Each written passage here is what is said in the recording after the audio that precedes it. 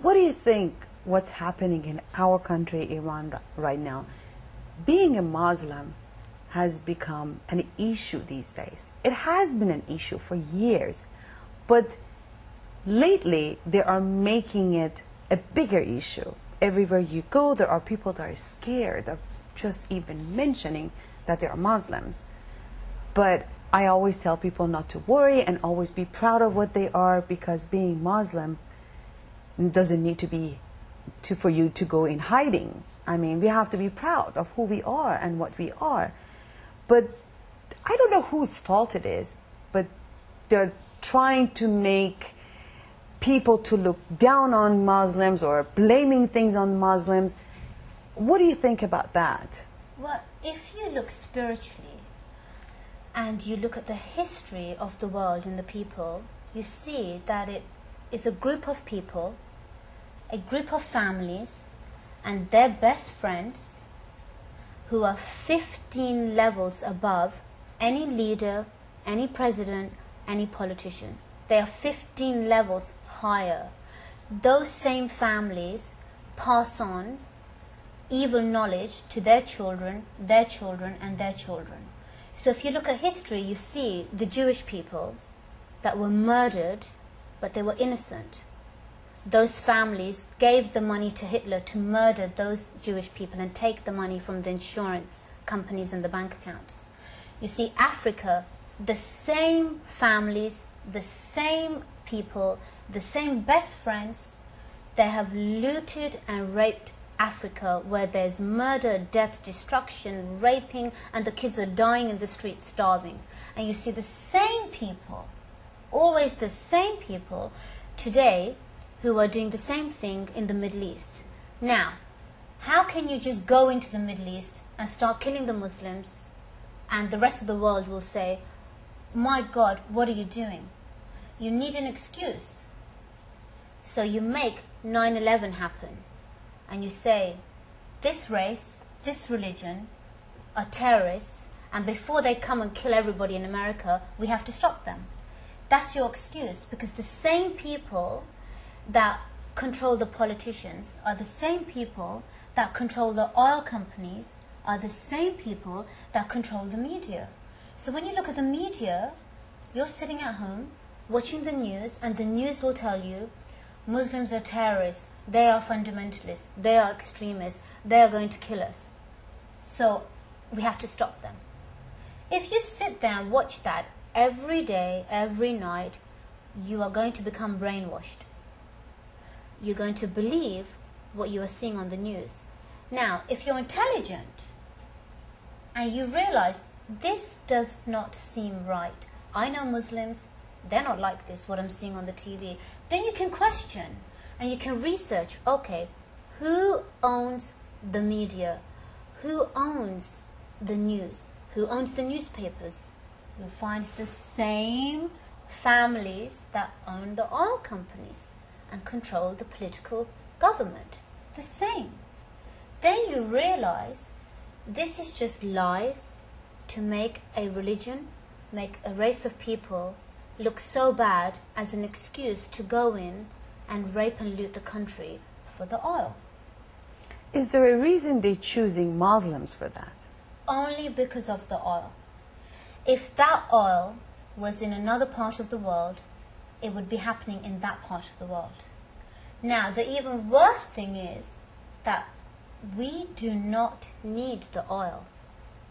There is a scientist, his name is Nikola Tesla. He invented the technology that you can use from the atmosphere, from the energy. You can use all this energy. You don't need oil, you don't need fossil fuel, you don't need to damage the environment. You can use the natural energy that we breathe to generate all the power that you need for electricity, for cars, for every electrical appliance that exists. You can use the sun's energy to run the computers. You can use the sun's energy for warmth and heating in your home. You can even use the sun's energy for cooking and heating up anything.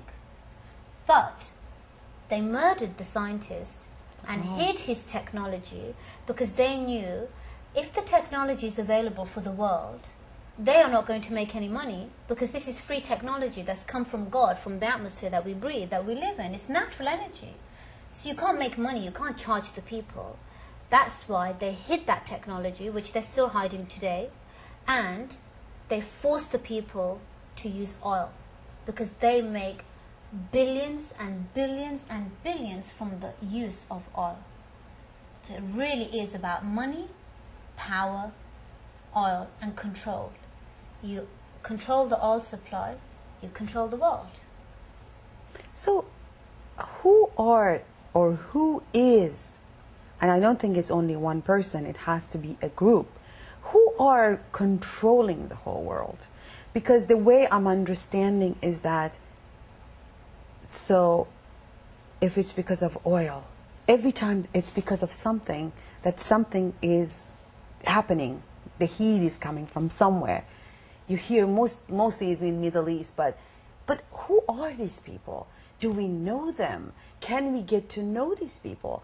Are they big people, or are they the hidden agenda or hidden company, or who are they? It's very confusing because all you see, Bush said that, Bush said that.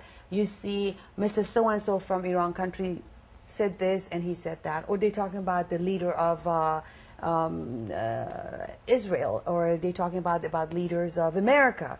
But they only talk about leaders. But does that mean there are other leaders that are controlling these leaders? And who are they? It's kind of confusing.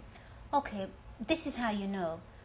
Anytime you see somebody in the public, like Bush, or a politician, or a leader, or a prime minister, or a president, most of the time, 99.9%, if you see a leader in the public, that is a puppet who's being told what to say, and he will say it. A public figure is not a decision maker. The real people who make the decisions are 15 levels above, and they never ever come in the public. You will not see somebody who's controlling the socio-political decisions in the world. You will never see those people in public discussing whatever they're discussing. When they want to do something to a country, or they want to make a law, or they want to change things, you're not going to find them on the news. That's the first sign that you know that's not a decision maker. The decision makers are families, old families that go back through history. Rockefellers, Rothschilds, the German family Habsburgs, these kind of families. The head of the British royal family, the head of most of the royal families on planet Earth, the bosses of the kings or queens or princes or presidents. The public figures are not the decision makers. It's the people above them who are higher than them in there's a hierarchy. So who has the most blue blood, royal blood, old blood is at the top, and who has less is lower down. Example, the German Habsburgs family is much higher than the British royal family. So the British royal family come a few levels below. They answer to the Habsburgs of Germany. Same with Rockefellers, Rothschilds. They are a little bit higher than the British royal family. So you have a whole hierarchy from the top decision maker to a few levels down to the bottom. Then you have their friends and their puppets, like Bush. Bush has no power. He does not make one single decision. He's a puppet. He's told what to do, what to say, and he goes publicly and he says it. And people think, oh, I hate Bush. It's not Bush. It's those families above Bush.